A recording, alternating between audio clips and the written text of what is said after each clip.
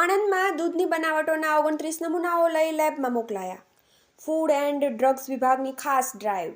Food safety on wheels van દ્વારા ફરસાણ અને મીઠાઈની 11 દુકાનોમાં તકેદારી રાખવા સૂચના.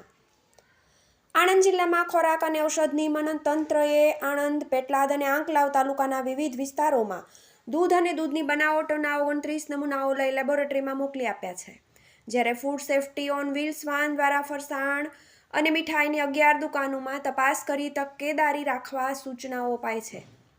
આણંદ જિલ્લા ખોરાક અને ઔષધ નિયમન તંત્ર દ્વારા તહેવારોને અનુલક્ષીને જિલ્લામાં વિવિધ વિસ્તારોમાં દૂધ અને દૂધની બનાવટો તથા ફરસાણની ગુણવત્તાની તપાસણી અર્થે ખાસ ડ્રાઈવ હાથ ધરવામાં આવી હતી, જે અંતર્ગત જિલ્લાના આણંદ, પેટલાદ અને આંકલાવ તાલુકાના વિવિધ વિસ્તારોમાં દૂધ અને દૂધની બનાવટો જેવી કે મીઠો માવો, પનીર, ઘી, પેંડા, શ્રીખંડ, આઈસ્ક્રીમ તથા ફરસાણ વગેરેના 29 નમૂનાઓ એકત્ર કરીને પૃથ્થકરણ અર્થે લેબોરેટરીમાં મોકલવામાં આવ્યા છે.